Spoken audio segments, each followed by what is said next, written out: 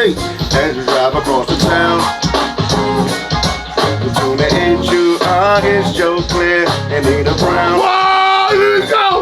Go! Put the mic up! Put the mic on!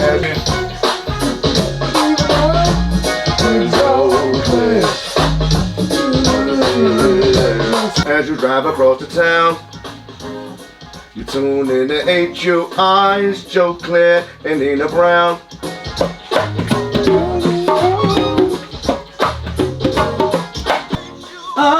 Joe Clair and Nina Brown. And Nina Brown. Oh, yeah, I'm out of here! I'm out of here! What the fuck is going on? That shit? Oh my God! Did y'all witness this magic? As you drive across the town, you tune in to WHUR with Joe Clair and Nina Brown. 96.3. What's up, y'all? How y'all doing out there? My name is Dirk, DC Vibe, and I'm here with Frank Sirius, a.k.a. Scooby the Godson, man. And together we are SiriusVybe Primetime. It's good to see you, man. You too, brother. I ain't seen you in a couple minutes. Here? That's a little trophy I Oh, won. whoa. What? What happened to my participation award? Oh, yeah. It's somewhere. I'm going to go find it next episode. I got you, though. It was taking up space. But look, we are SiriusVybe Primetime, man. Make sure y'all go download the new single called Party by SiriusVybe. All one word, SiriusVybe. And also, go put your deposits down. May 3rd, where we going? He mad about his award. May 3rd, SiriusVybe and Friends Cruise, man. Listen, we had a ball last year. You don't want to miss it this year. Make sure you go to www.SiriusVybe-cruise.com and put your deposits down. It's only $125, and you got to be by February 2nd, I think, some of your final payment. But Derek is mad about his award not being up on the table.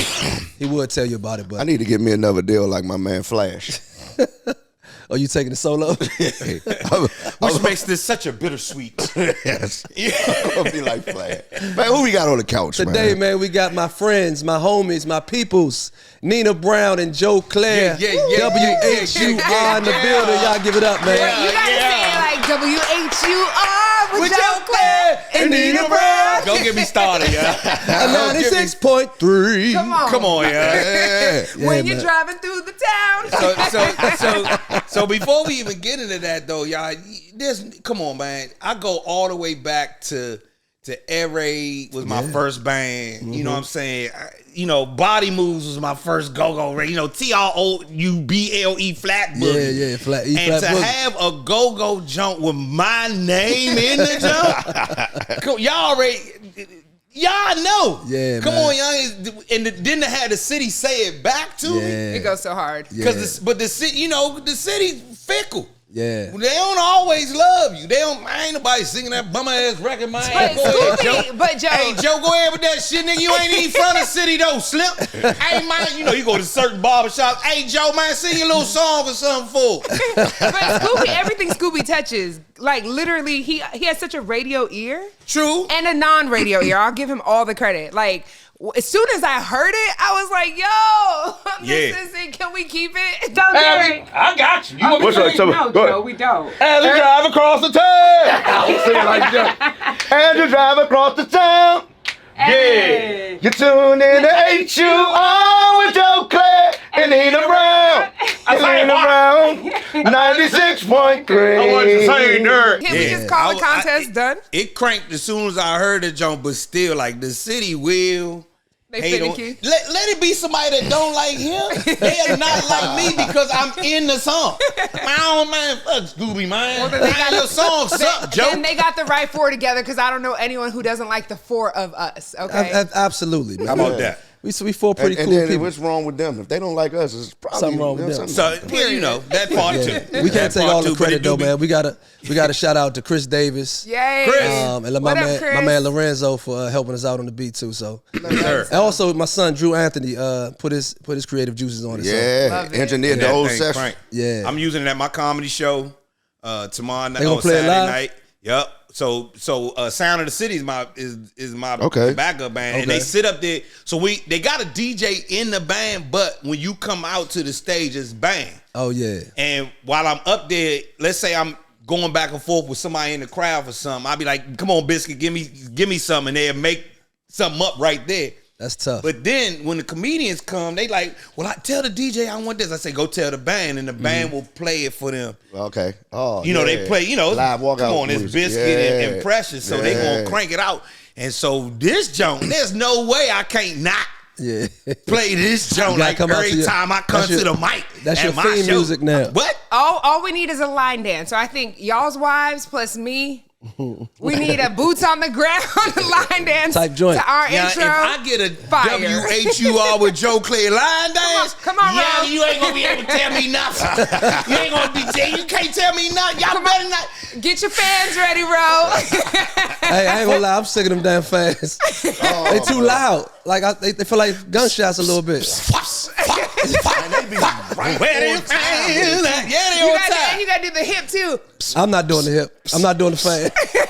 We're gonna do a clap. Break your hip. Yeah, well, men don't do the fan. Nah, they don't do the If fan. you see a man with a fan, snatch the fan out of his hand Pause.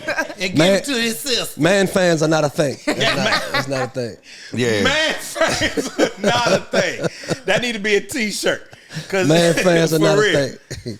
But yeah, that I'm using that song like anywhere I can. My wife love it. Yeah. You know, she from Baltimore, so Yeah. to get her to love a go-go is something. That's an accomplishment. And she will hate on it just cause I'm in it don't mean she love it. Right. She, I got one of them wives. Nah, it's a catchy record. Dirk Yeah. came up with the hook. No, it's He's so fire. he's like a Yeah, that thing crank, y'all. No, I know I be feeling arrogant because I be at home just playing it, just singing it. like, You feel conceited? yeah, I'm like, Yeah. how's this sound? But I don't care. It goes that hard. Like, It's yours. Like the it's kids, so it's dope. yours. So we are humbly appreciative. Extremely. Like we play it at 3 o'clock, 4 o'clock, 5 o'clock on WHUR every single day. Like we don't start until y'all start us. It is. Like There it is. for We start real. the party. Yeah, and Yeah. you set the vibe. It's a serious vibe. Absolutely. Indeed. And we get the show started with y'all. So thank y'all. I had to appreciate do it. Heartbeat Congo Eye last night. Soon as I walked in, Oh, yeah. it's WHUR. I said, "Go ahead, man. We ain't even get the shows. They ain't even had the cameras and stuff set up, and they was Yeah. already singing the joint. So it's That's you what's know up, man. for the it's certified for the Yeah. Man, we for the- appreciate for y'all. that because it's hard for us to like it Gauge. as much as they like it because we actually did the song. Yeah. We are No, we love it. And we wrote it in about 20 minutes, maybe. Yeah. Shout out to Heartbeat in the Congo Hour too, man. for sure. For sure. Our colleagues. But I want to get into y'all stories, man. Joe, I saw you for the first time at Bowie State. You were doing a comedy set. It's probably 1995, somewhere up in there. Yeah. And you tore the place up. Thank you, sir. And I was chasing this little girl. And I ain't even go to Bowie State. I was just up there chasing her. like the rest of them. Yeah. And I ended went up- to Bowie State. Yeah, he did go to Bowie State. And I stumbled into this comedy show and you were there, tore the place down. So how did you manifest this whole radio personality that you are now? Oh man, it just kind of so big shot. So we gonna start. Shout out to Tigger Okay. and Flex.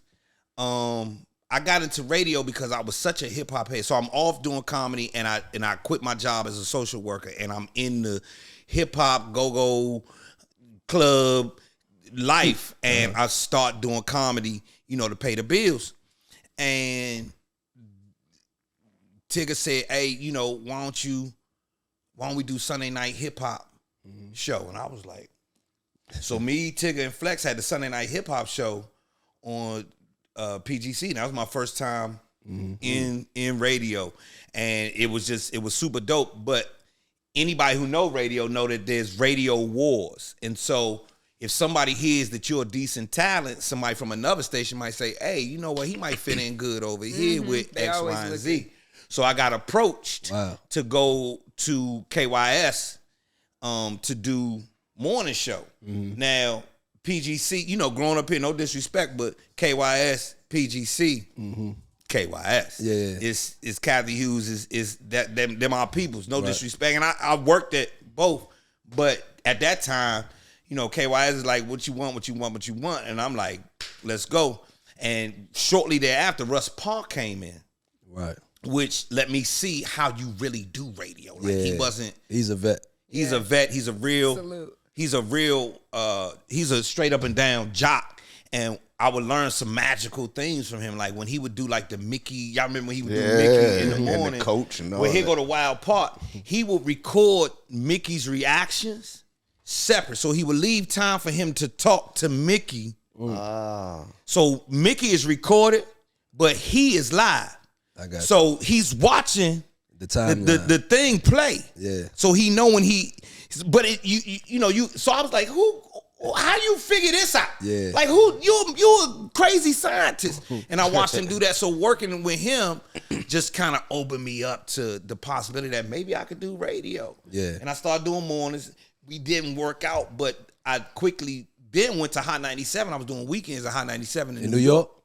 And that's when I was like, ooh, anytime they call about radio, holla at your boy. You got Hot 97 on your resume. yeah. Nigga, what? I'm going to do radio anyway. NPR, Tiny Desk, bitch, what you want? And so that's kind of how it found me. Right. And so these last two iterations where I came with Frank Ski in 2013 and going to do the morning show and then coming back to HUR is really just, like the grace of God. And, I think I cashed in on some of the social or some of the real estate that I had built up because it wasn't on my radar at all. Wow. I wasn't thinking about it. It was not something I was about to go do. Like, especially this one, I wasn't. Yeah. That's the beautiful part. When it calls you. They called me. Oh, yeah. They called me. Well, I was doing the news every day, so I'm like, I'm cool. I got comedy jokes I need to go take care of. I got all this other life. I have other businesses and things. And then they called, and I was like, what? Can I tell the story here real quick? Yeah. All right, I don't want because Nina got stuff to do. She don't want to sit in here with us all night. But I was paying for promotions for my comedy show on WHUR. Mm-hmm. And one Saturday I talked to Coke and Lonnie, and she was like, you got some fans up here. And I was like, what you mean? She said, they were talking about you in the office the other day. I was like, they talking about me in the office? I ain't been up there. Plus, I work for the competition for the last That don't matter. 6 years, Yeah. and I'm only doing what they say. what they say? She's like, nah, you just got some fans up here. I was like, cool. I ain't think nothing of it. Yeah. Man. But Joe, you're not like the thing about Joe, because this is the same reason we recruited Joe in 2013 when Frank Ski and I kicked off the Frank Ski show. Joe is that like. He's so cool. He's humble. He's easy to work with. He plays well with others in the sand. The fact that he's married, he honors his wife. He's a good father. Like for radio, that's what you want. Like he's a good guy in real life. Okay. So of course people be checking for you because you're not a dick. We love working with folks who actually and creative. You work hard. You always got 1,000 things in the air. Like I tease him because he's all over the place, something like you, Scooby. It's the creative mind. But it's the creative mind. And we make such a great partnership because he can be creative, and I'm always going to be the one to reel it back in and be the structure. But of course people check for you. But when you in the shoes, you can't see what everybody else sees. So for me, it was just not a thing. Even with the news, I was like, the news? What you mean I'm be on Channel 5? And I'm sitting there like, do Channel 5 know me? Do y'all know? They know what they're getting into. I'm like, do y'all know where I'm from, first of all? Have y'all ever been to the Celebrity Hall, aka the Black Hole? I went to the Black Hole, not the Celebrity Hall. Right. You understand? Do y'all know I know who owns the penthouse personally?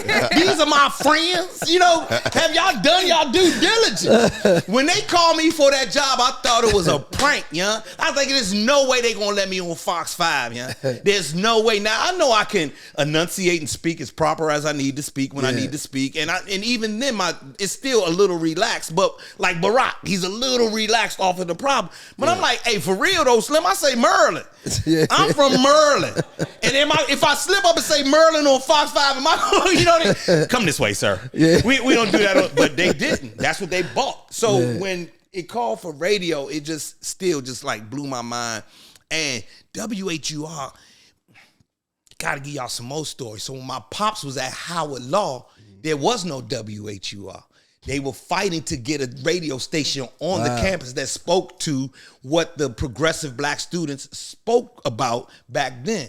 Donald Byrd was a professor at Howard, as well as Roberta Flack was teaching. Y'all just see, you know, when she just passed, they showed all of that. So this is the time that my pops is there. He was a law student, so they worked, him, other students, along with professors, worked to get WHUR a charter and become a real thing. So as a kid, the only station he had let us listen to is Progressive 96 WHUR. And you know, that's back when it was, you know, you listening to jazz fusion and, you know, those progressive records. So of course I fell in love with WHUR. Fast forward, Stacey Lattisaw was having a kiddie disco.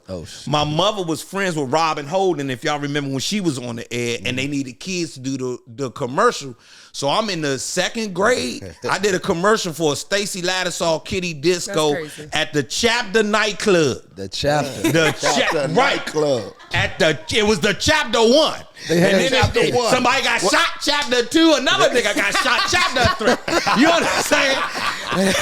Then after that, we gonna call this the Nexus. Because there was too much shit with that. But I did the commercial, so that was like that's my life with WHUR. So to be here now, it's full circle. And it's a record that go along with it. Yeah. And I'm in my 50s. Yeah. Nah, this couldn't happen. Yeah. There's no way that this couldn't write it no better. If you would have told me this in you know, like, you know, 95, right, 2000, 2020, 2005, there's no way. Yeah. So yeah, this is mind blowing for me. That's what's up, man. Full circle moment for you. Yeah, man. And then to work with such a talent like Nina. Well, here's the thing. Nina called me about there was some stuff going on, and they thought that maybe they would add a third person when Frank Ski and Nina came back. And I don't know if you remember that conversation. And I was like, I don't know if y'all need me. Y'all sound great. Yeah. I mean, y'all sound great. No, every what you day. said is there a check? that part too. They got enough to pay a third. Which camera? That camera? Yeah. Always get your check.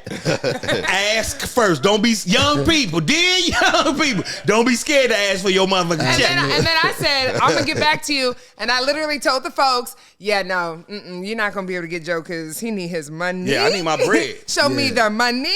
But prior to that, my thinking was, you know, Nina and Frank sound great. I don't think they necessarily need me, and that's a difficult decision or thought to actually have when you out here. You got wife, you got kids, you need bread everywhere. You know, I get it everywhere I can get it. Right. I was like, y'all sound great. I don't think y'all need me. So to come back, you know, later and they asked me, would you come in? I'm like, man, are y'all serious with Nina? Boom, let's go. So Nina, the first time I heard you was with Frank back in, what was the first time y'all came? 2013. 2013. That was the first time I heard you on radio. And it seemed like it was a beautiful partnership. Was that your first time in radio? Or like? No, I've been in radio 21 years. So I got in the game 2004. Oh, okay. Yeah. But prior to coming to DC, I'd always done, my background started in Atlanta. Okay. So that was the first time leaving the city of Atlanta to do radio, which is huge because you go from a top 10 market station, all black, to another top 10 market station, all black. Like it was a radio girl's dream to go from Atlanta to DC. And at one time we were doing both. and time out, we was flying back and forth. So I had just moved from Cali and I was living in the A, right? I was living on the south side, and Frank called, said, would you come to DC and do radio? I said, nigga, I just bought a house in Atlanta. Fuck you mean come to DC? He was like, come. So we was flying. We'd fly up on Monday, Tuesday, Wednesday, Thursday, Friday, fly home, do daddy shit for the weekend, and then fly back. Wow. All of us. That's crazy. Yeah, it was real crazy. And let me tell y'all, when Nina moved to DC, guess what she moved to? Bro, you were supposed to tell me, and you didn't. This man played you me. had already picked it out. Hey, she lived on the backside of the Pinnacles. So here go the Pinnacles. Nina and them lived on the street I had never been on. I said, where the fuck we at? No, seriously. So that was like Gale Street somewhere? Yeah, she lived in. It was like she 18th lived at the Street. corner of 18th and She lived at the corner of Georgia Avenue and MLK. Oh, you talking about the Southeast joint? When I lived in Southeast. Northeast. Nah, that was Northeast. Oh, but remember, Kennedy. before that, I lived in Southeast, and I literally saw, I was getting ready to do the show. It was noon. I'm literally just out the shower, putting my lotion on, and I happened to look outside, and I literally saw a whole armed robbery go down in the middle of the day in Southeast. Ain't nobody get hurt though.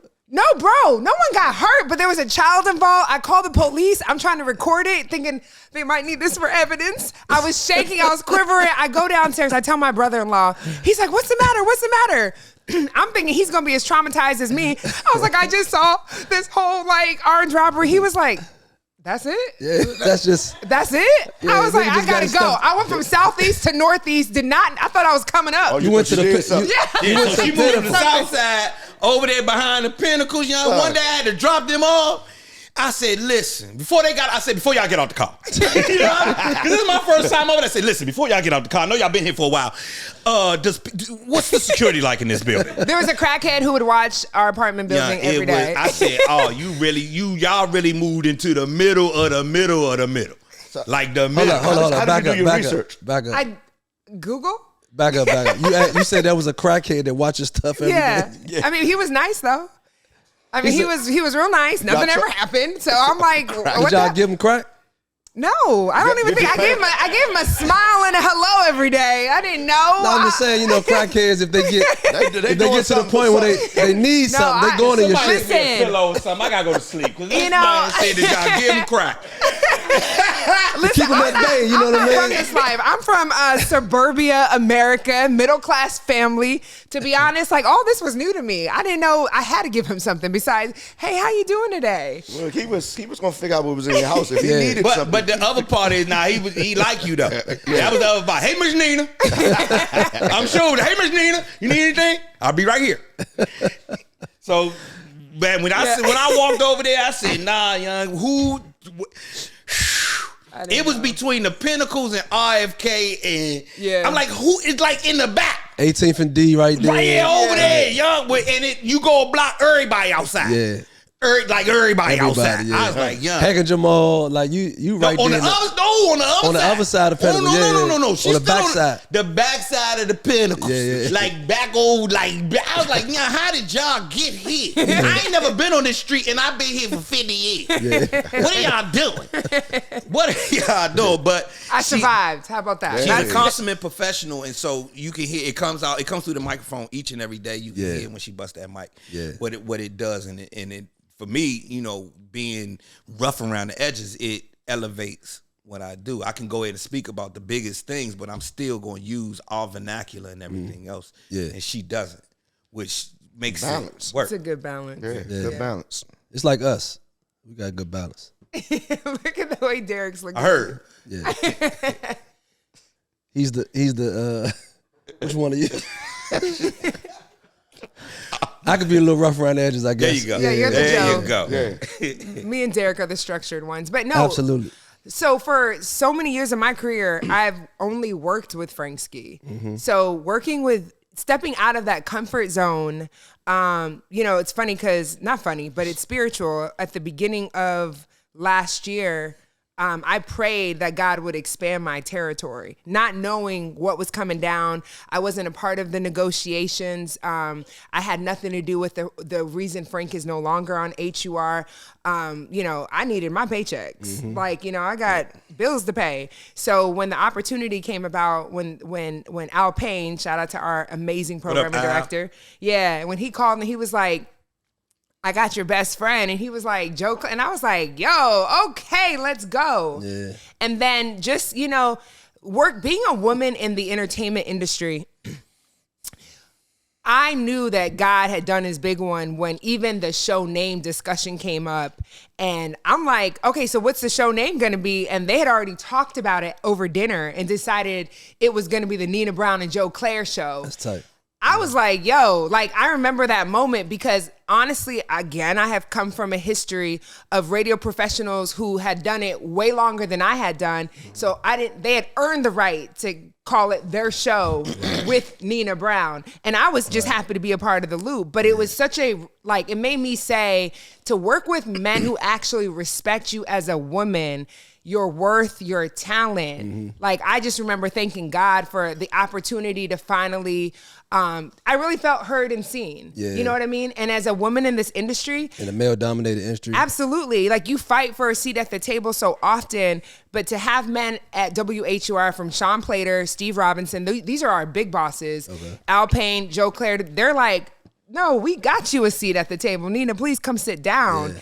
That's like a whole different experience. And I'm so humble and so grateful for just that. So when we had that, when the talk was, so boom, Joe, we want you to come to WHUR and let's start thinking about show names. We take a weekend and thinking about show names, and we need the words Joe and show. Those were the mandates. We need the words Joe and show. And I was like, well, Nina and Joe show. It rhymes. It's a good flow. The Nina and Joe show. Yeah. I mean, the Nina and Joe afternoon show sound like it came out my head in 2 seconds. So I sat the whole weekend like going through Joe and Nina, or Joe Clair featured Nina and no. Yeah. Nina and Joe afternoon show just roll out your mouth. And so, of course, the question was, you know, you don't feel any kind of way about not being the billing. Well, if you think of any other radio show, the guy's gonna be like, I need my shit, number one, and the rest of y'all is the rest of y'all. Yeah. Y'all the cast. I genuinely felt like here was an opportunity to I'm already me. I don't have to compete with Exactly. Nina Brown, and I could go ahead and push a woman in the front. Let's do that. This DC. Let's go ahead and do that in this town. Now, little backstory for me, you know, I've lived everywhere, and DC was the epitome. DC women epitomized for me the 92%. Yeah. Which Shout I out to the always 92. saw leader type of women who would step out front and put their chest out there and can lead.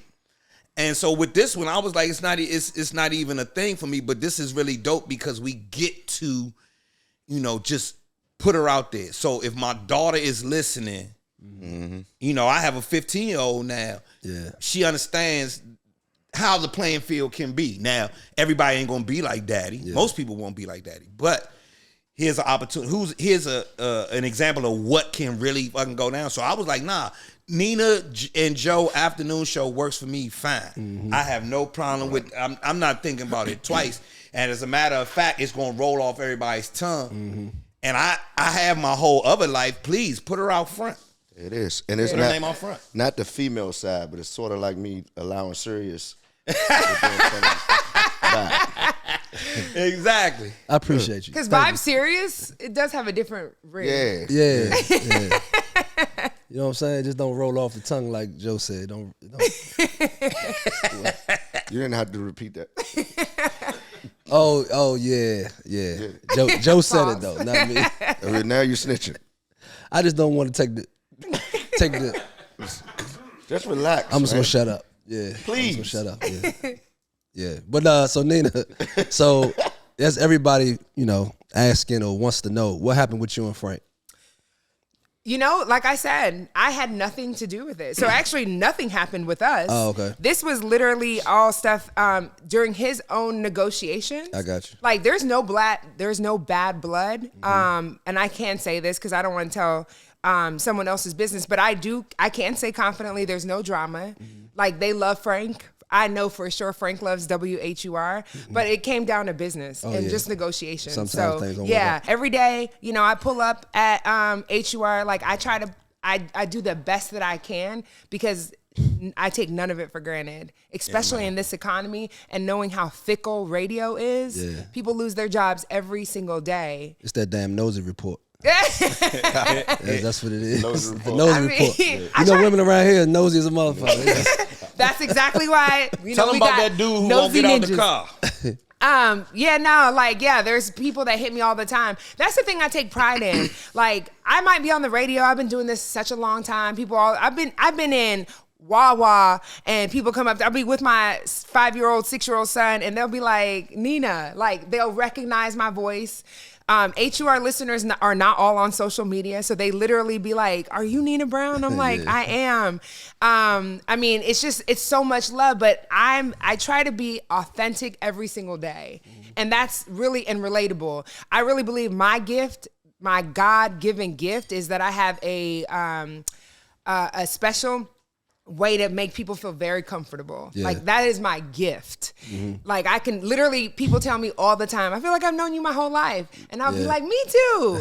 I actually know that is my gift. That's my like God-given gift. So every day doing radio, like I try to be as authentic, have people feel like I'm their best friend, you know, keep it sexy, keep it cute. Like, I get it, but at the end of the day, keep it real. And I think that that's what people like gravitate towards, is that they see themselves in me. Yeah. And I hope that never changes. That's what's up. That's dope. I want to put an asterisk on that because I had to talk to Frank too. Oh, yeah? So Frank and I go back. So let me back to his again. Baltimore days? No, before that. Oh, shit. So I've been listening to Frank Ski since I was 15, 16 years old. What a lot of people don't know, Frank Ski was the first DJ to have his own all hip hop radio show. Yep. He was like the first in the nation. He was outside of New York City. So WDCU, which is UDC's radio station, used to have a Frank Ski on Saturday afternoons, and I'm talking 84, 85, and he was playing nothing but hip hop. Wow. And he would throw in a Trouble Funk record, an EU record or whatever. And so for me, it was my thing. So that's how I knew Frank Ski. When I go away to college, I started knowing all the people that he knew in the city through parties and stuff like that. So I started knowing some folks in Baltimore, and I end up one day at a Super Bowl party at Frank Ski's house. I'm like, ain't this some shit? That's crazy. I'm like, I'm actually going to Frank Ski's house. And that's how I met Frank. And then when I left LA, then from time to time, I was sitting in on that show. I would fill in sometimes. If Wanda was out or if Frank was out, I would fill in. So I had been working with Nina off and on for before. Before all of this. I had been working back and forth. People in the city didn't, and the wild part, DC ain't even know I left. I lived all the way in LA, then moved to Atlanta. It's 13 years later. Joe, hey man, I heard you on the radio yesterday. No, the fuck you did. I ain't been on the radio in 15 years. Like, no, I listened to you yesterday. You wild. Man, I ain't been on Russ Paul's show in 15 years. But that was the thing. So Frank and I had we had a relationship. So, so kind of big brotherish. Yeah. You know, Frank had been a lot of people. Man, let me go ahead and put this out there. Frank Ski won a rap battle against, like, back in the day at the LQ, the Latin Quarter, the notorious hip hop New York club. Frank Ski won a rap battle, not a DJ, but a rap battle. Oh yeah. That tell you, and people ain't know he was Doodoo Brown. Right. And people ain't know with some hoes in his house and all that, and the wobble. Yeah, you know they ain't know that was Frank's song. Right. So anyway, when it's going down, I'm like, I gotta pick up the phone and call my man because they offer me his gig. Right. And radio is such that you kind of gotta. Entertainment. You've been in it. You can't burn bridges. You don't burn bridges. You try not to be, but you also don't do fuck shit. Yeah. And I felt like if I don't pick up the phone and talk to my man about this, it's not gonna be right. Yeah. I'm cursing the whole thing from the beginning. Yeah. And he was super cool. So. Yeah, my radio started with Frank Ski. Okay. Like I interned for his show. He hired me. He was influential in me getting my very first part-time board operating. When I tell y'all, I got it from the mud when it comes to radio. Like I started from the beginning, getting paid no money, having to go, work for his foundation, work for his restaurant. I mean, Frank was absolutely my mentor in this game. Him and Reggie Rouse, Reggie Rouse. Yeah, you know Reggie from PGC, right? Reg. Every big dog, Reggie Rouse. Yeah. What up, Reggie? Those two were my mentors. Like I give so much credit to them because they taught me radio. There are two types of people in radio. You got, and no shade, you've got like folks who had other things going on, and because they were good, they put them on radio and gave them an opportunity. But then you had people who had nothing else going on but radio, and they just love radio so much. And I'm one of the radio people. I'm not a comedian. I'm not a singer. I'm not an actor. I do a little acting now, but I came in and learned the mechanics, the structure. I learned behind the scenes. I know how to produce. I know sales. I know promotions. I know radio. And that's also what makes me so good on the air, is because when you understand, just like music, like we were just talking about how Scooby plays 5 instruments. When you understand music, every facet of it, you can create a better product because you have a mindset for it. Right. It's like my son playing football. They say, oh, he has such a good football IQ. I have a good radio IQ. Okay. And I take pride in that. And I try to teach I get hit up all the time, like, oh, will you talk to my daughter? Will you talk to my son? They're going to school for journalism, mass media, communications. I'm like, absolutely, because there's not a lot of people in radio who are actually children of radio, you know what I mean, who learned it the right way. But I credit Reggie Rouse and Frank Ski, and I have great relationships with them still to this day.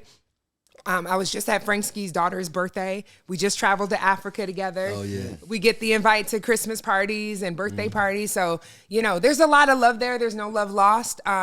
Unfortunately, the situation with his negotiation didn't work out the way that I'm sure that he would have wanted. But business, and I can say that it had nothing to do with me. Okay. I got the news when he got the news. Right. So it's y'all got the afternoon show, right? So that's high traffic, people in the car, because when they driving across the town, what they doing? Listening to WHUR. Joe Clair.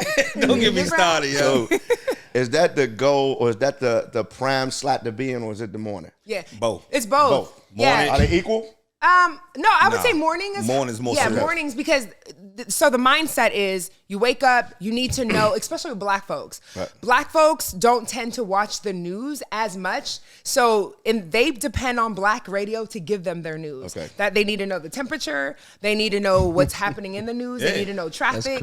That's the mindset. So radio, and it's not just Black, it's any radio station. That's going to be your top billing. But second is afternoon drive, and it's the same mindset, but in reverse. Now they're going home, so they need to know the traffic, but it's a different vibe. Energy. Because in the morning you need someone to wake you up, right? But in the afternoon, you need someone to wind down with. Right. But you're also like the day is done, so you can shake your hair and kind of like vibe with us more. Versus in the morning, like you are focused, like so you can come with more serious things. We really focus on the afternoon and making people laugh because they've had a hard day. Shit is tough out here. And we have the unique thing is that we're in Washington, D.C., where it's news all day. But they don't want to hear that all day. Yeah, you've heard it all day. So by the time you tune into us, man, please have something wild to say. Yeah. So look, y'all lucky I don't get to say what I want to say. Yeah, and that's the thing. Like, Joe is a really, like, we're both intellectual people. We could do that serious stuff, but a lot of times that's where my executive producer hat comes in. Joe would be like, there's a shooting, or there's, this AI thing, or, he sent on another text. And I'm like, all right, let's balance it out, because people have been they've been in the news cycle all day. Yeah. That's been the water cooler talk.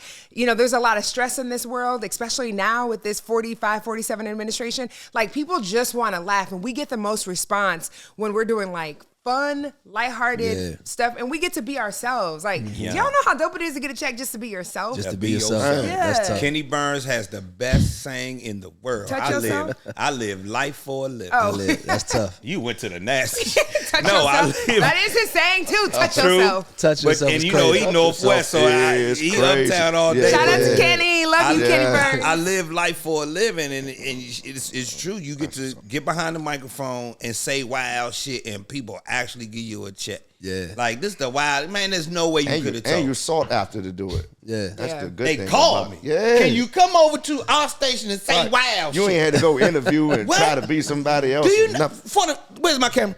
For the young man, do you know what it's like to walk in the house and tell your wife, listen, I got a phone call from a legendary radio station. They gonna pay me to come and talk shit every day. She start taking her clothes off right there. Yes, sir. You hear me? She better. Right. She want that mortgage. No, I'm just So for both of y'all being in radio so long, how did y'all deal with the change of, it's a lot of people streaming now. Yeah. Right. So and then XM radio came, and then like we it's still the same. Like we have a bomb ass program director. And I think it comes from the top. And he still acts like it's 1996. But and we competing against it. So he knows we are competing for listenership. And he attacks it like that all day, every day. It never occurs to me that we up against another choice because he promos it so much. You hear so many different things. Joe, can you change your voice up and do a country accent real quick so we can do this promo? That ain't never happened in my 30 years of radio. So at least from where I sit on my side, I don't even think about that streaming shit. I think that we growing into being streamed right next to all this other stuff that you get streamed. Right. And we will be a nostalgic kind of thing for people. Like, let's go back. People, honestly, that's not even true. People love to say radio is dead. We listen. To be honest, that's absolutely not true. At all. Research proves that people still listen to radio. Black people. But what they're listening for is what people are missing out on. You do have some very successful syndicated shows. You got The Breakfast Club. You got Steve Harvey that does work in other cities. Right. Like Steve Harvey is syndicated in the morning, but he's out of everywhere. The man got a house everywhere. But people are still appreciative and they still need local radio. They still want to hear what's happening when we talk about, the club down the street or, what's happening at the Pinnacle. That actually resonates with local listeners. Behind the Pinnacle. People don't want to hear. People don't want to hear about what's going on in LA. Like we can sprinkle with, LA fires or someone got shot and killed in New York or this happened. But at the end of the day, they're very self-serving. How does this resonate with me? How does this affect me? Mm-hmm. So I think the key is live and local, and our programming director absolutely understands that. And you mix that with music, real music that people want to hear. Right. And they do such a wonderful job. Shout out to Tracy Luttrell, our music director, but of the balance of the new stuff, the classic old school, and, a little bit of everything in between, that DC music that people love. Yeah. I mean, they have got the most amazing formula. So it works. So question about that. How does songs get selected?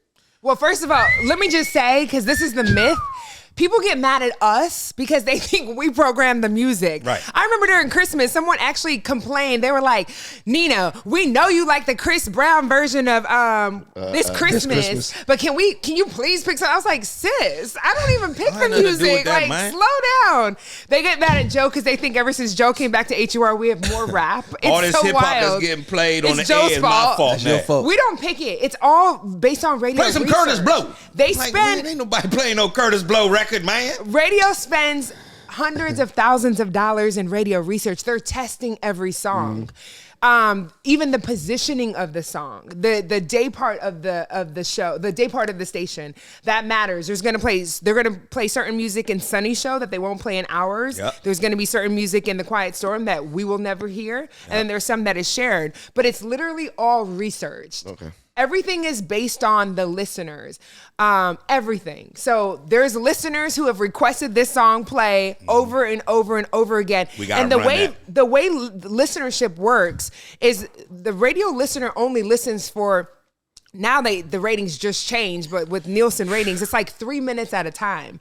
So when you hear music being played repeatedly and you're like, they just played this damn song. Honestly, the average listener, we have some people who listen to us all day, and we are so grateful. Those are what we call P1 listeners. P1 listeners. Because the button in their car radio, the first one when you have 1, 2, 3, 4, 5, number 1 is HUR. And they ride with us at work, at home. Those are the listeners that you worship the ground they walk on. But the average listener is listening for 3 minutes or less. So a lot of stuff, when we recycle it, it's because just 15 minutes ago, it was a whole different audience of people listening. Yep. So that's why you hear the music being repeated and you might get frustrated because the average person is only listening for such a short amount of time. So we don't pick the music. Our programming director. There's a music director who takes care of every note of music that you hear, we have nothing to do with. Yeah, and Al, he has to approve it too. There's times I'm like, Al, like LMA, Little Things, I love that song. Yeah. I'm like, can we play that? And he actually, this is why I fuck with him so hard, is because he, unlike most programming directors, they'll just be like, no. Al will be like, actually, Nina, they're not really pushing urban AC, da-da-da-da. He'll explain to me the science, because I have a very much programming director mind. But like, boots on the ground, he just got back from Dubai, Seychelles, and he was like, I'll have to admit, I'm late on it. We got to put that in ASAP. Yeah, so there's, like, some of it is the vibe that from people on the street, but then a lot of it is research and his experience and expertise. His experience and intuition is what I meant to say, and that's how it is. But no, you can't pay us. That's illegal. People are always like, well, can I slide you a couple $dollars on the side? Absolutely not. Right. That's called you payola. can, but I'm not playing your record for it. But we don't pick the music. Yeah. We don't even always like the songs. There'll be some songs where we're like, oh, cringe, but we don't have a choice. Yeah. So that's a good, I guess, segue into what the local scene, the go-go scene, right? And before you get to that question, I want to, that's my camera, big old shout out to this podcast. They have a whole wealth building seminar right off camera. Y'all can't even see it. It's a whole wealth building seminar right there. I mean, I can hear it, but they making money over here. Joe has an ear for money. This is why I love being next to him all day. When you hear black women going, no, because that's money. I like the way it sounds. It's women wealth building over there. Exactly. I love it. Get your money, sis. The WWB. Women wealth building. But no, so go-go music here, right, has long been, I guess, challenged from getting their music on the radio, right? And there used to be a day where disc jockeys would be, I guess, have all the autonomy to play whatever they wanted on the radio. That was a long time They were giving you the impression that they did. Okay. That stopped. By the time I got into radio, that was long over. So it's always been music directors. Yeah, there's a music director, because what your favorite DJ likes is not necessarily what the people are feeling right now. And if he been here 3 years, the vibe may have changed so much that he's still playing 3 years ago. So you got to have somebody in there. So with that being said, then, so how does that director doesn't break a record? He waits for it to be broke somewhere else. Absolutely. Oh, yeah. So what I tell artists all the time, and I know you guys talk about music, so let me share this. Really, it's the grassroots approach still. Yep. Now with the benefit of social media, YouTube, you can actually, like, people take for granted. You got to grassroots that thing. You need to get to the point where you come to a radio station and they can't deny you. That's a big part of it. Also, your local DJs, when the DJs are talking about you or they're playing you in their club or putting you in their mixes, because they do have some leverage. The DJs can slide in new records that are unfamiliar to the audience and surround them with hits that make sense. But I tell people all the time, do not underestimate the power of social media, of the local DJs. And then if you do have a label behind you, then they're the ones who pitch it. There are stations who are going to be more aggressive, and then there's going to be those who don't have to be because they're the heritage station in the city, like WHUR, and they can wait and watch the research, how it researches with everyone else, and then figure out. Now, you have some special situations. This is not end all be all, black and white, but that's the majority of how it works. So I tell local artists all the time, you need to get to the point where they keep hearing your name, and they're like, who is this on social media that has 2 million followers? We got to have them and build the relationship with the people at the station. You guys are such the perfect example. Our general manager, Sean Plater, he watches y'all's podcast. He watches this podcast. And just today was like, yo, I was watching one episode. We told him we was coming out here. He was like, oh, for real? Oh, yeah. Hey, man, you know them? Yeah. Y'all know them? Sean? What's up, Sean? My man, Sean. Sean, what's up, Sean? That's how you do it, though. You have to do what you do authentically and put in the work. Every overnight success actually had 10 years in the making. Yeah. So trust. I hope it's not 10 years for us, but.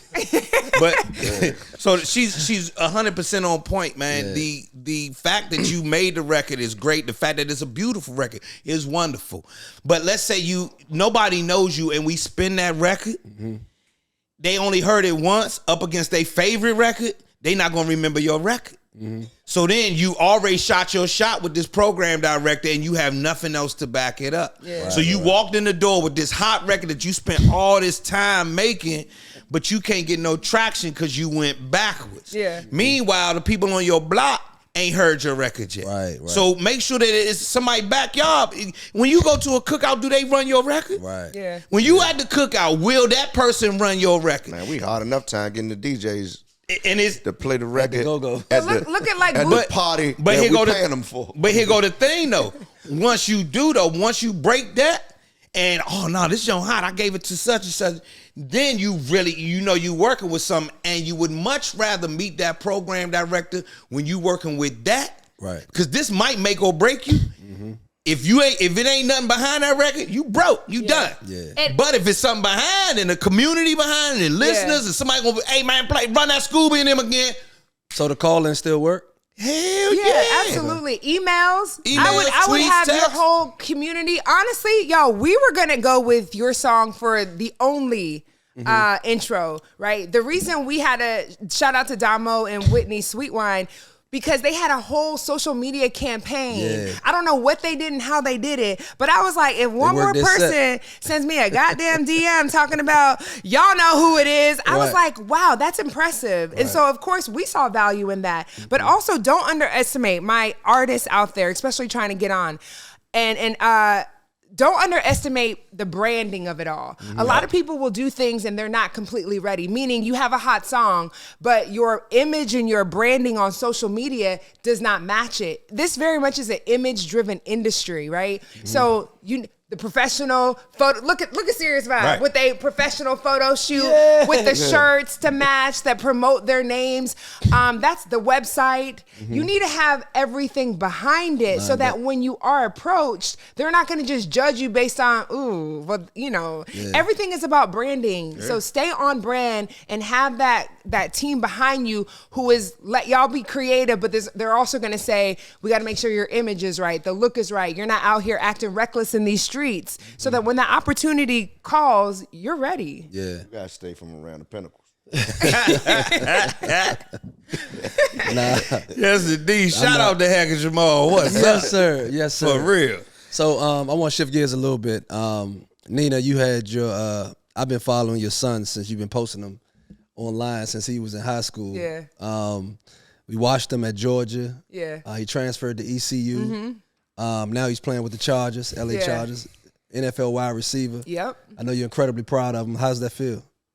It's still a dream. Oh, yeah. Like, it's still a pinch me moment. I don't really think every time I think about it, I'm still like, wow. Yeah. Like, is this real? To be honest, one of my greatest fears as a mom who has invested so much into her child's dream, I remember having those conversations with him in college, like, baby, if this doesn't work out, can we please have a backup plan? And I remember him telling me, absolutely not, Mom. All the eggs are in this basket because it's going to work out. The only time that he ever switched up the process is when I said, all right, and I had, as a mom, as a parent, I will say, when it's not getting through to your kids the one way, the front door, you got to go through the back door, pause, and just try to appeal to your kids. So I remember saying, okay, bet. We'll put all the eggs in this basket, but because football is so short of a career, let's increase the streams of income. What can we do in addition to football that will also bring in more money, which got him to think alongside football, right?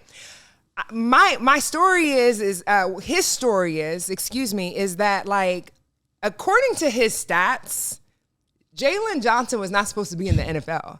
He had no agent on his line. He wasn't the 5-star recruit coming out of high school. He had 0 stars in college. He was a walk-on, a preferred walk-on at Georgia, had full scholarship offers. He was like, no, Mom, I'm betting on myself and I'm gonna go to Georgia. And as a mom who wanted his education to be paid, I was like, bruh, what are we doing? But that was his decision and I was gonna respect it. He went to Georgia, he got on the field, he would get on the field and get off the field, but we weren't talking about a whole lot of playing time. Kirby Smart actually put him on scholarship because he earned his scholarship. And I remember the day he called me and said, Ma, I got a scholarship. When he went to Georgia, he said, I'm going to earn my scholarship. And I was like, all right, then let's go. You all in, I'm all in. His father and I. down with him. We gonna ride this thing out until the wheels fall off and then get new wheels and put them back on and let him ride some more. That's just our mindset as parents. Yeah. When he transferred to ECU, and that was a family talk, you know, he's like, I want to bet on myself. He got there, he was a starter, but then he went out with a back injury. And I remember his senior year, his final year, he had already been playing 5 years. His final season, he was really worried. And I remember that was the first time I'd ever heard him sound depressed. Oh, wow. And he was like, I don't know how this is going to work out. And I remember just as a mom having to dig deep because everybody always says pray about it. And everybody always says like, it's going to work out. But at the end of the day, as the athlete who makes the sacrifice with his mind, body, spirit every single day, like I was like, what else can I tell him? And I just remember having to dig deeper and just be like, it's going to work out, son. It's going to work out. When he finished ECU, all the agents, because they had, check this out, y'all. His last season at ECU was the worst season in football he has ever experienced. I think they won like 1 or 2 games. Wow. No one was checking for him. But this is how God works. His first game of his final collegiate athlete experience, they played Michigan. And do you know who the head coach of the LA Chargers was the head coach of Michigan, who went on to win the national championship that year. 2020, what was it, 2022? Yeah. No, 2020, it was just last year, so 2024. My bad. So when Jalen went to pro day at Georgia and all of the NFL scouts were there, he had no agent. And I put his video, his pro day video on social media and called my connections because I've been in the industry so long. And I'm like, hey, you know any agents? Shout out to my boy Walt Brock. He was like, I have an agent. Can I call him on your behalf? I'm like, absolutely. The agent saw his pro day and saw what he ran the 40 in. And he was like, I'll sign him unseen. He signed him. And when he started calling around to the scouts to see what they thought of Jalen from pro day, they were like, we remember him from the first game when Michigan played ECU, and he balled out. They called him a gunner. I don't even know football terms like that, but they were like, teams. Yes, they were like, he's a gunner. I was like, whatever gunner is, yes. I'm a fan of my child. I'm not a football fan for real. Like I'm gonna show up whatever my kid want to do. He want to do football, I'm gonna show up. The LA Chargers called him throughout, leading up to the NFL draft last year, and I sat in on some of the conversations, and it was more than just his ability. It was about his character. It was about his the hardships in life and what made him who he is. And what I think they really felt was, this is a good kid with a good mind on his shoulder, a good head on his shoulder, who's been raised right, who has they said, who do you call when you have a bad day? He's like, my mom and dad. Like, they need to know these teams aren't just looking for talent. Yeah, that's a part of it. But they also are looking at like, okay, are you going to be a liability? Yeah. Do you like OnlyFans girls? Exactly. How many OnlyFans in your phone? Two teams were on his agent's line. And at the end of the day, the LA Chargers, after the draft had finished, we waited. They called to say they wanted to sign him. And they signed him to the LA Chargers. He went out to LA. When I tell you, people were getting cut left and right. The people who got drafted were being cut. Right. People with 5 stars and top billing agents were being cut. And Jalen did not get cut. He was on the practice squad and still making more money than me. Okay. Oh, wow. God, won't he do it? That's great. And then before he left his first rookie season to come home, they re-signed him for his second year. So he just went back out to LA, and he has just started his second season with the LA Chargers. And we are really praying that this year he'll be on the 53 because he understands now how the whole thing works, and he just works so hard. But when I tell you, he is not this kid based on his background and his stats and who, like, knowing his name, and, you know, he wasn't supposed to be here where he is, but he is such a solid kid who prays every single day. His faith is his strongest thing, and God put him here. He was supposed to be here, and that's the most beautiful thing. So I love it for him. Everybody's like, you gonna quit your job? I'm like, hell no. I'm not one of those mamas who was like, Oh, so you're good now because you're. So I'm like, nah, like. Right. That's his money. Yeah. Now, he might buy me something, but that's his money. Yeah. We're gonna pray and we're gonna root for Jalen because For sure. LA Chargers play the Commanders this year. Not that week though. Now, we're gonna pray that he's on the team. Yeah. Whoa, That's on the team. Yeah. We're gonna pray that he's on the team. Oh no. Yeah, I'm just saying that week. Yeah. When the So that Commanders week, play- you're not extending your prayers just for that I week? mean, prayer. You can have a prayer, but there's bigger prayers going to. Yeah, Commanders. well, you know they put tariffs on thoughts and prayers, so that's going to even cost you. It's gonna cost you. Elon Musk coming for your thoughts and prayers. It's gonna cost you Right. at least 35%. Or something. Hey, So Joe, what you got coming up next, man? What's on Man, your what plate don't I have outside the coming radio? up? So I hope this mindset that I have permeates for every guy who's from my generation. I always got extra shit going on, Slim. We gonna work till we dead. It's point blank, period. Yes, This sir. man don't even take vacation, y'all. I'm because vacation get on my nerves a lot of the time. Yeah. Y'all want to go do activities? I could have been home making beats or something. I sell beats too. Hold up, Slim. What is we doing down here? So let's talk about that. You Turks sell- and Caicos ain't got nothing for me, man. Hold up, though. All right, I seen the beach. What else they got? You know what I'm saying? They got a studio down this junk. So what's next for me is I'm really entering into a new phase. Just left Fox. Okay. And in it, like she said, in this day and time, leaving a gig is not advisable. It's not something that you do unless you know he on your side and God been on my side from, man, none of this was supposed to happen. None of these things that y'all have seen happen for me, none of it was supposed to happen. Yeah, if it was, because God on my side, yeah, what they say, he look out for fools and babies. Yeah. Right? I'm a big fool. Yeah, you know how many times I was supposed to be dead in Southeast? Yeah. I mean, like I went over Southeast just doing dumb stuff, like walk on the hottest block. Who got weed? Anybody got weed out here? You on the hottest block, like you the block where you supposed to get shot. Again and again. Hey Slim, could you please be quiet when you come on up? Oh, my fault. Who has the weed? That kind of thing. So, I'm being funny, but God really has been just worked on me forever. And so for now, I have a new comedy direction. There's some things that I haven't tapped into throughout my 30 years of comedy that nobody has ever seen me do. And when I do them live, the response that I get is like nothing I've ever seen. Yeah. So I hit up a couple of cats that I knew, and like you said, relationships. These are, I know all the way up the chain, and I can make those phone calls and get advice on how do I switch this up and how can I do this. So I have new comedy stuff coming out. I actually sat and mapped out like the next 18 months of comedy content for me, which includes 3 different specials, if you'll call them. Okay. And nobody's ever seen me do more than maybe 10 or 12 minutes on television or anywhere else. You never see me, unless you come see me live, you can't see me do my 45, my hour and 10 or whatever. Right. You feel what I mean? So you've never seen it. And the other part was when I was going out. So about 2 years ago, I was on tour with some more and got to go back around the country. And people were showing up at the show like, nigga, I just came out because your name was on the fly. And I'm a Rap City fan, and I ain't seen you in forever. But I ain't know you was like a comedian.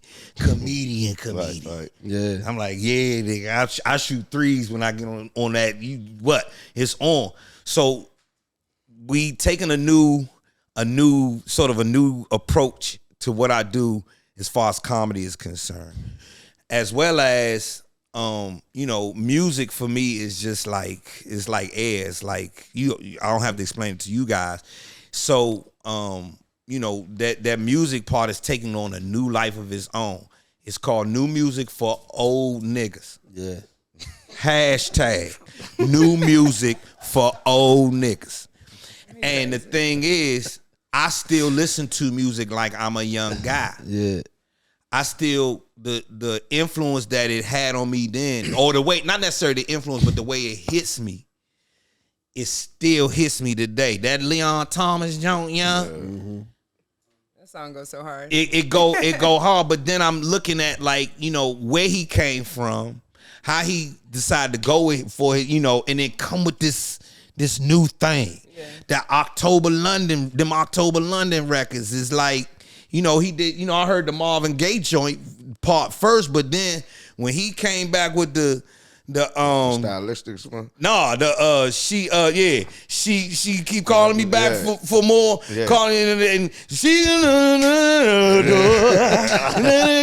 I'm like, I still enjoy the music in that manner, and I still go at the music. When I make my music, I still go at it like this how you supposed to do it. Yeah. So for me, music is like taking on a new life as well. I've gotten better in production. I've gotten, all this time I've been taking my time to be a better musician. If you gonna rap, you better have something to say, and it better sound good, or don't put it out. Right.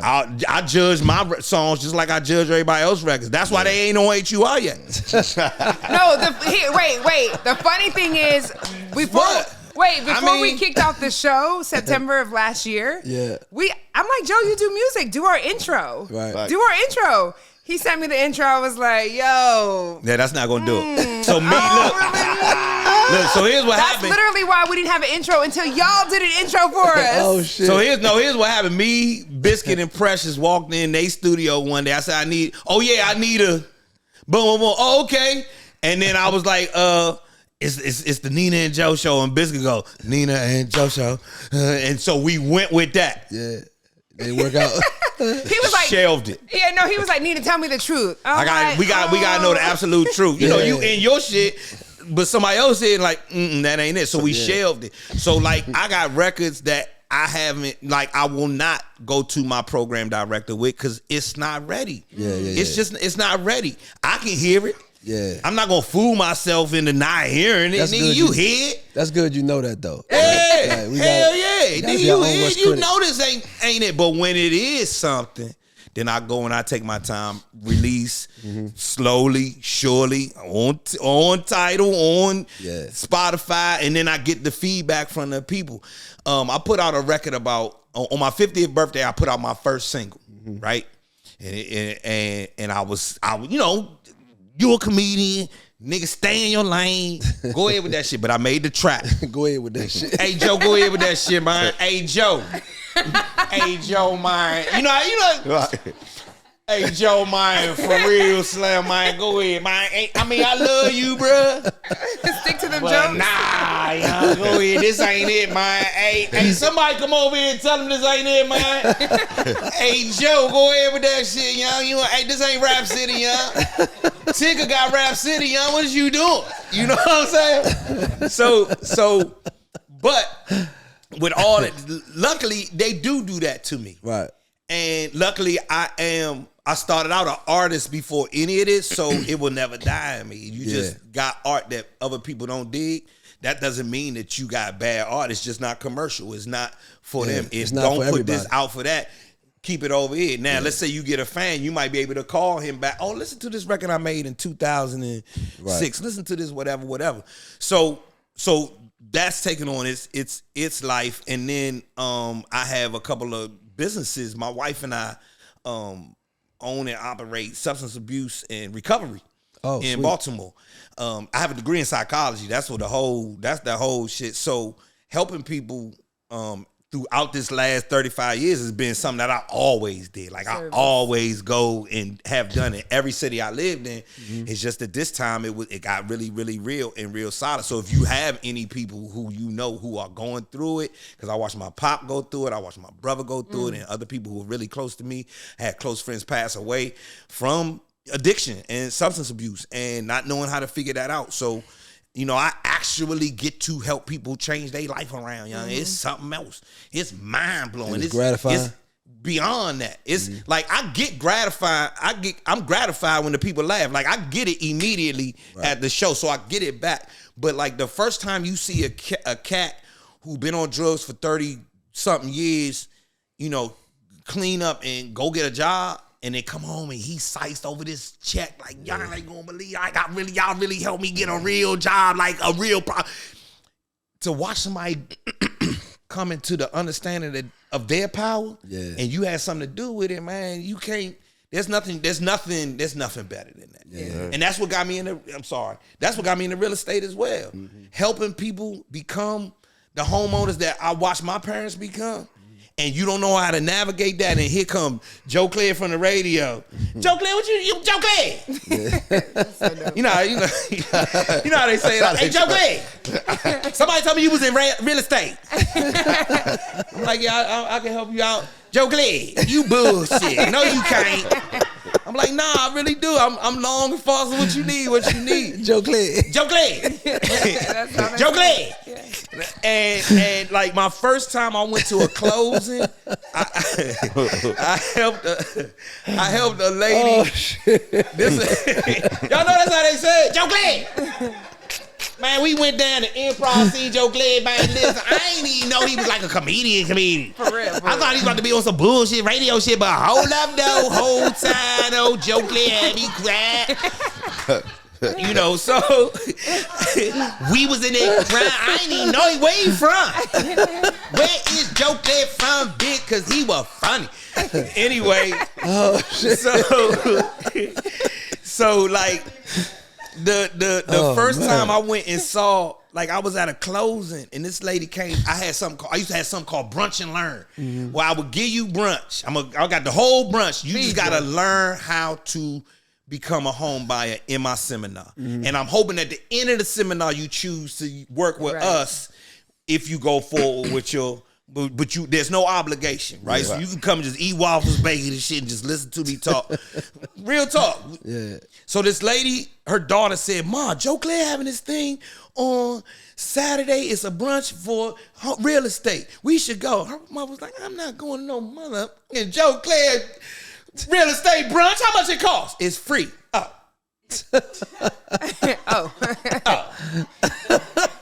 Where it's at? And we was having, nice.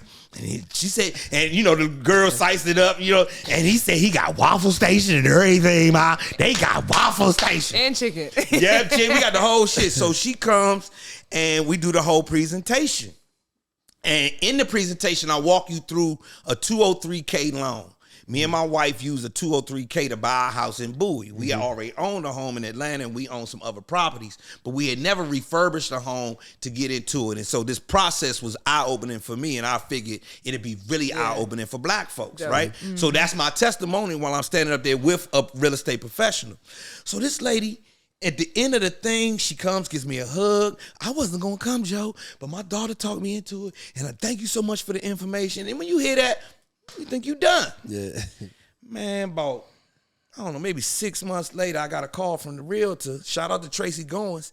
And Tracy says, your closing for your client is, I said, what client? She told me, and I was like, what? She said, can you come to the closing? I said, perfect, I'll be there. So I get off the radio and I rush over to the closing. I put my, my real estate suit on and the whole shit. And I'm in there and she said, I'm the first one of my siblings to own a home. Wow. First one.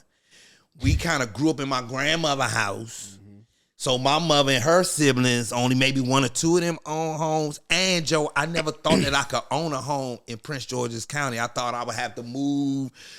She said, and then she started welling up. Yeah. Joe Clair. I never thought for no time, Joe Clair. That, that whole shit. And she going through it. And she start crying. And her daughter, this is a pivotal moment for them. It's life-changing. And it's just her and her. And I don't know where the dad is. I didn't make no assumptions, but it was just her and her. So to see this actually happen, and I had something to do with it. In real time. Man, this is beyond the claps and the applause and it's like you did something real while you was on the planet, Joe. Yeah. You actually did something real, and nobody's here. There are no cameras. There's no family. There's no pop. This that real shit right here. Yeah. And so those things are what I'm moving creating forward generational wealth. Yeah, that's huge. So in answer to your question, those are the things that's next for me, bro. Like really expanding who I really get to do who I am at this time of my life. Man, let's give a shout out for that. God damn. Yeah. That's what I'm psyched. About to have you over here welling up, man. Yeah, that's because it's. Yeah, I was about to cry a little bit. Well, bro. I mean, you know, I know my how I felt when I bought my first house. You know what I mean? Yeah, no, it's life changing. It's life changing. And let me say this for everybody in the DMV. There's no, I don't have any special juice. There's no special shit. And if you go back and you ask everybody from around my way, I'm from Peppermill Village. Shout out to Central Gardens. Shout out to Central Park. Shout out to Harley Park, Seat Pleasant, all of that. Sugar Shack all day. Don't even play with me. You know what I'm saying? Seat Pleasant Drive and the rest. And on the other side. And so that's where I'm from. That's the environment I grew up in. I had great parents. They were split though. And, you know, we were supposed to be like the Cosby family, but we ended up being closer to the Evans family. Once that divorce come, you breaking up one pool of money to take care of two households. I'm at Crossland High School going to thrift store. The Amvets on Martin Luther King was where I was going to get school clothes. Yeah. You heard that? Yeah. I'm going to get school clothes at the thrift store. You heard what school he said? He went to Crossland. I went to Crossland. And then we moved to Bright Sea Road, and I went to Largo. I graduated from Largo. Okay. You went to Crossland. So I started at Crossland. And so there's no special juice. Like there's no thing. And for everybody watching or anybody, it's just go and do. Yeah. It's really just like go and do. And then you prayed, you got faith. Exercise your faith. God got you. Yeah, and I think you sow seeds. Like I believe, like you came from good stock. Like your mama been praying. Like I really believe when you do good in the world, it does come back. So just my thing is always like be a good person, be a good human. Like it always comes back. God always takes care of those who takes care of others, and it's about service. Yeah, and now I live in Bowie. Yes, sir. Where you live now? And he crosses I live in legs. Bowie, and it's ironic. The Amvets was on George Palmer Highway, which later became Martin Luther King Memorial Highway, and I live off of Martin Luther King Memorial Highway, but down in the Bowie side, where the deer and the geese live. He's so crazy. Listen, man. I know I'm telling the truth. You know, once you pass the Chick-fil-A, the Buffalo Wild Wings, or in Lanham, that's where the deer and the geese is at, and them vultures. Yes, the vulture jumps. Or the vultures. And the vulture jumps. It might have the turkey vultures. The turkey vultures is that. I live near the turkey vultures, the deer. There's chipmunk in my neighborhood. It's not like those ghetto squirrels that you have in Capitol Heights. Hey, Slim, chipmunk. Yeah, no bullshit. Nigga, I seen a chipmunk in Bowie. I see y'all live in Disneyland, y'all. I live by Snow White, y'all. Cause you ain't never seen a damn chipmunk. When you seen a chipmunk? It was a real chipmunk, y'all. I seen it. Real talk. I was sitting in my driveway. We got a hill driveway, and I was on a call, right? And I'm on the car, you know, you in the car just talking, and I'm looking, the snow just starting to come down, and shit's 1 or 2 flakes. And then I was just calling him, I seen a chip. I said, that's a motherfucking chipmunk. Hey, Joe, what was in that motherfucking roll-up? That's another story, sir. You don't have to tell everybody about me and my roll-ups here, sir. I work for WHUR. I don't know what you're talking about. No, but for real, so I see a chipmunk, right? And then I saw a chipmunk, I saw a rabbit, and I saw a deer like back to back to back. And I was like, where the fuck do I live at? In a Disney movie. I was like, it felt like a Disney movie, but then I seen a pit bull come across the street. Right? That was the reality And check. so, and when I'm getting out my car to go in the house, this is a true story, loose pit. This is a loose pit. I just moved to Bowie. It's a loose pit. So I'm like, oh, fuck no. And I go to close the door, and the pit bull go, Joe. I ain't that kind of dog, Joe. Go ahead, Joe, man. Joe, man, we out here in Bowie. I'm a good dog. Y'all don't even do that no more, yeah. I was like, for real, where you from? He said, nah, I started out at PetSmart, but then some niggas Oh my God. had robbed my owner, and I ended up on 58th, right? So yeah, I was when I was a puppy, I was around 58, Joe, and I killed a lot of dogs. I had to do a lot of. They made me fight, and I killed a lot of dogs. But then I ended up, but then my owner went to jail. I ended up at the kennel right there on New York Avenue. And these people right here adopted me. Now I live out here, young, so I love it out here. I was on my way to Starbucks to ask you if you want something. That's all I came over here for, man. I am not that kind of dog, Joe. Hey, did you see the, and then he go, hey, did you see that chipmunk though? I said, yeah. He said, nigga, I ain't never seen that. I said, I ain't never seen that. Hey, man. That's cool. Nina and Joe. Listen, Real man, sharp, real the Nina and Joe radio show. It's the Nina and Joe afternoon show. Afternoon show on WHUR, man. Tell everybody where they can follow you. Man, please follow me at Joe Clair, JoeClair with no E on the end. And come out to Bangin' and Bowie. Bangin' and Bowie comedy show. We there every month. It's the longest, best ongoing comedy show in the DMV. It's grown, it's sexy. Free parking. There it is. Free parking. We got food, we got drinks, and it's at the Bowie Center for Performance Arts. That's what's and up. I bring the best comedians from around the country. So fuck with your boy. Yeah. Before I plug my IG, there's a show on Bounce. I think they've been picked up by other networks as well. It's called Johnson.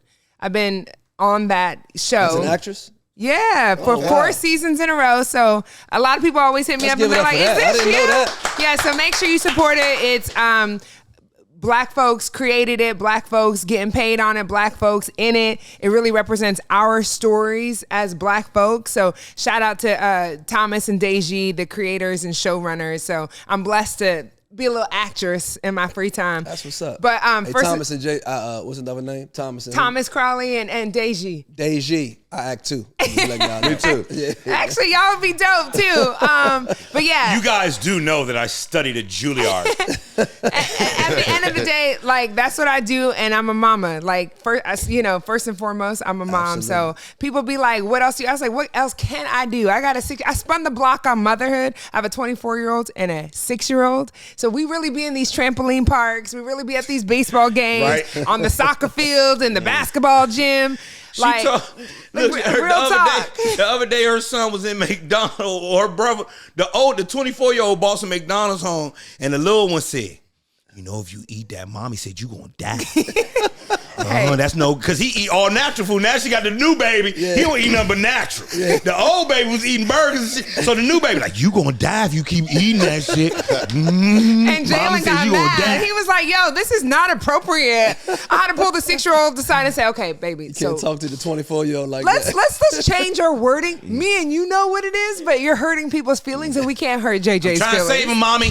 Let's go to McDonald's now and tell everybody they're about to die. It's like Top Dog. It's Top dog. Let him go. But anyways, you can follow me. You can follow me on IG.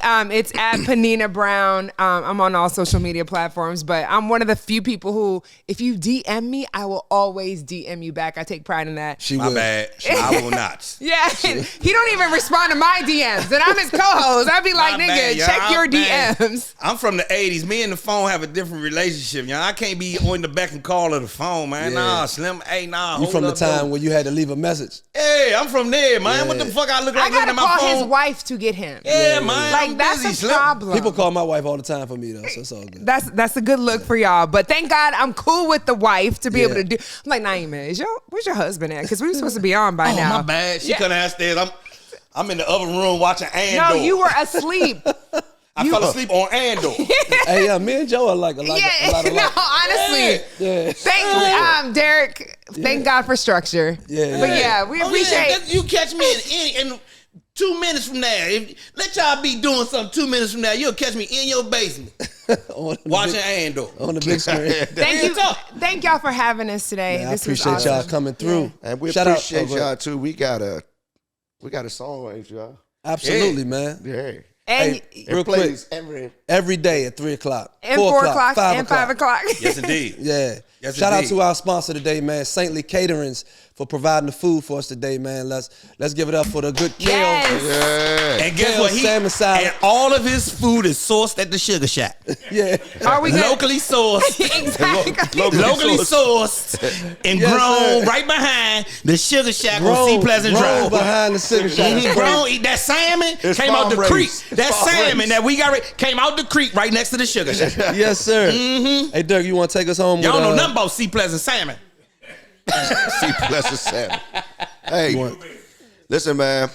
It's another episode of Serious Vibe. We appreciate y'all. Don't forget to download Serious Vibe Party Record.